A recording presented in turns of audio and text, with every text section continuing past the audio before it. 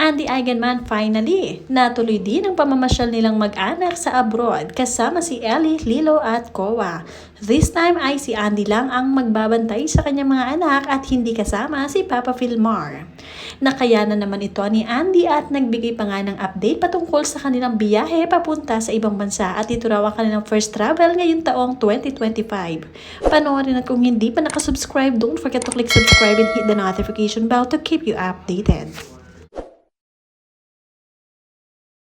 Inihatid nga ni Papa Filmar sina Andy at ang mga bata sa airport ng Siargao.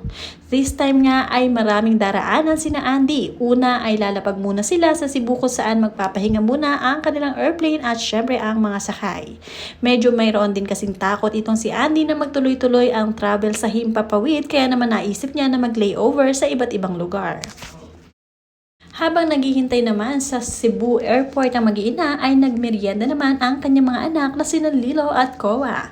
Ina-expect kasi ng mga bata na tuwing magta-travel sila sa airport ay mayroon silang cup noodles. Ito ang request niya sa kanilang mommy auntie at talaga nag-iipon pa talaga itong si Lilo at Kowa para makabili ng kanilang mga cup noodles. Ito ay once in a while lang naman at hindi palagi. Sabi nga ni Andy, Kowa scavenged for coins around the house to be able to buy his cup noodles.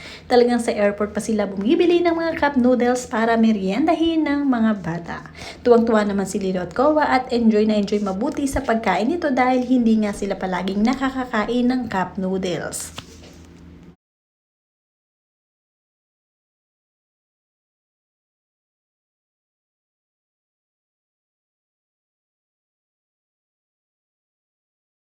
At matapos ang kanilang paghihintay sa Cebu Airport, this time naman ay mula Cebu pa Manila naman ang kanilang biyahe.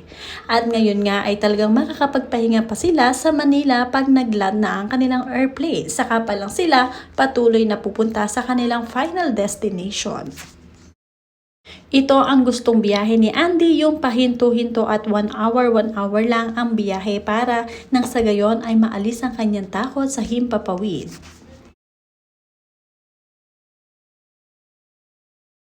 Pagdating naman sa Manila ni na Andy kasama sina Lilo, Kowa at syempre si Ate Ellie ay dito nga muna sila for one night at magpapahinga sa isang hotel. Ibinida nga rin ni Andy ang isang maganda sa pinaka napili nilang hotel sa Manila, ang restroom. Ito nga raw ay pangarap ng lahat, banyo of your dreams dahil sa ganda nga nito. Talagang makaka-relax ka nga. Habang naghihintay ng flight mula Manila papunta sa Singapore, nagpahinga muna ang pamilya ni Andy. This time, tuloy na talaga ang flight ni na Andy papunta naman ng Singapore dahil Singapore talaga ang ipinunta nila dito.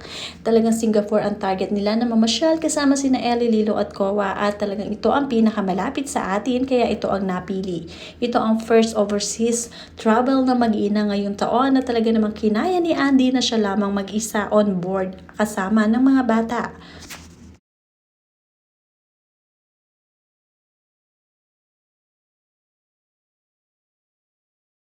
Story time nga ni Andy, sabi niya dito, first overseas trip of the year. And our first one with just me and the kids. From Siargao to Cebu to Manila to Singapore. Cebu Pack made this mama's solo travel easy breezy. Smooth check-in, accommodating crew, comfy flights, and easy connectivity. So grateful for this experience. Tip: book directly on the Cebu Pack website for great deals and easy planning. Dagdag pa ni Andy, Papa didn't get to come on this one as he is also off for his first international competition of the year. Nakakatuwa at kinakaya ni Andy kahit siya lang mag-isa at wala si Papa Filmar. May kanya-kanya silang lakad at lalaban na naman sa competition si Filmar. Mula sa kanilang tagahanga, sabi rito, every time I see little boy naaalala ko si Lolo Marquil. Kamukha niya, enjoy your vacation.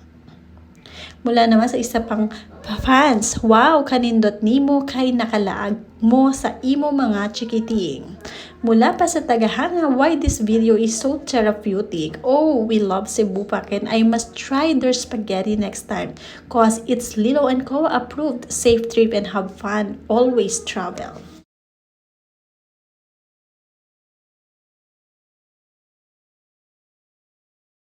Nakakatuwa din at napakaganang kumain ni na Lilo at Kowa. Kahit saan pumunta, hindi nahihirapan si Mami Andy kung ano ang ipapakain niya sa kanyang mga anak. Talagang kahit spaghetti sa Cebu pa ay nagustuhan ng mga ito. Talagang hindi sila mga pihikan at hindi rin maarte. Wala ring boring moment sa mga batang ito dahil nga kahit nasa airplane ay nagko-homeschooling sila. May dala talaga silang mga paper and crayons para always ready. At ganun din kahit nga nasa airport at naghahantay, hindi nagtatantrum sa mga ito, bagkos sila pa mismo ay naglalarong magkakapatid. Talagang nag-e-enjoy sila kahit saan magpunta.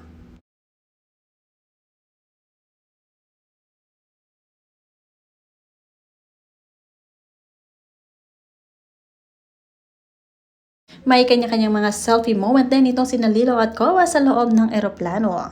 Marunong na marunong ding mag-selfie-selfie ang mga ito at humarap sa camera o video. Parang mga artistahin din, talagang hindi sila nahihiya. Nasa angkan kasi dugo talaga nila ang pagiging artistahin, kaya naman ganito sila lumaki.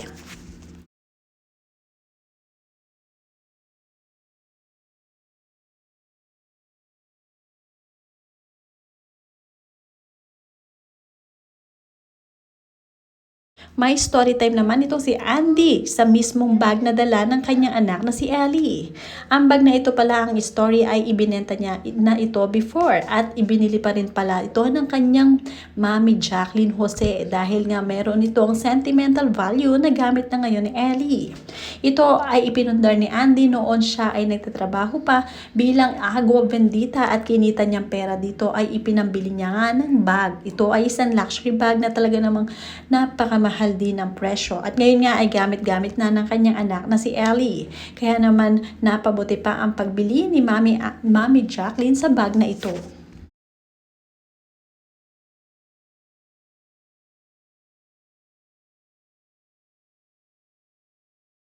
Ang nakakatuwa nga sa mga anak ni Andy ay malalaki na ito at kanya-kanyang dala na sila ng mga bag.